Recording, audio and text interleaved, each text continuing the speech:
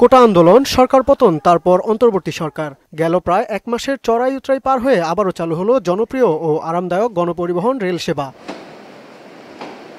দীর্ঘ বিরতির পর চালু হলেও কোনো অভিযোগ নেই যাত্রীদের। স্বস্তিদায়ক এই বাহনে গন্তব্যে যেতে পেরে সন্তোষ প্রকাশ করেছেন যাত্রীরা। বাসে আসলে আমাদের অর্থটা যেমন সাশ্রয় হয় না এবং অনেক ধরনের ঝক্কি যায়।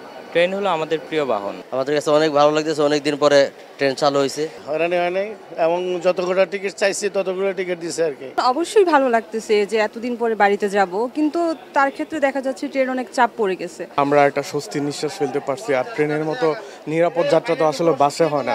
বাসে তো কোনো যানজট, ট্রেনে কোনো যানজট নাই। অনেকদিন পর ট্রেনে যেতে পেরেছি, এটা আমি অনেক খুশি হয়েছি।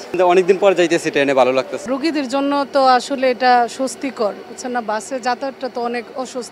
এদিকে ঢাকাবাসীর দ্রুততম পরিবহন মেট্রো রেল চালু হওয়ার কথা 17 আগস্ট শনিবার, কিন্তু কারিগরি পরীক্ষা নিরীক্ষা না হওয়ায় তা আর চালু হচ্ছে না। যাত্রীবিহীন পরীক্ষামূলক চলাচলের পর তা সর্বসাধারণের জন্য খুলে দেওয়া হবে বলে জানিয়েছেন ডিএমটিসিএল এর সচিব মোহাম্মদ আব্দুর রউফ।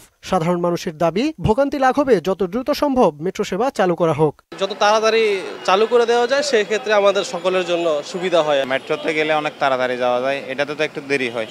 তো মেট্রোটাই আসলে অ্যাকচুয়ালি সুবিধা। আমাদের তো সমস্যা মেট্রো না হলে, যেহেতু আমরা কাট করছি, আমরা প্রতিদিনই যাতায়াত করি মেট্রো হলে, কিন্তু এখন তো সমস্যা ভাই। অফিস আওয়ারে 10-15 মিনিটে আমরা চলে আসতে পারতাম। এখন যেহেতু মেট্রোটা নেই, ভোগান্তি তো অনেক হচ্ছে। দেখা গেছে যে জায়গায় আপনার 20 মিনিট ওই জায়গায় লেগে যাচ্ছে আপনার আধা ঘন্টার উপরে। মেট্রো চালু হলে রাজধানীর সড়কগুলোতেও কমে আসবে বাড়তি গাড়ির চাপ, এমনটাই ধারণা নগরবাসীর। জাহিদ সবুজ, মোহনা সংবাদ, ঢাকা।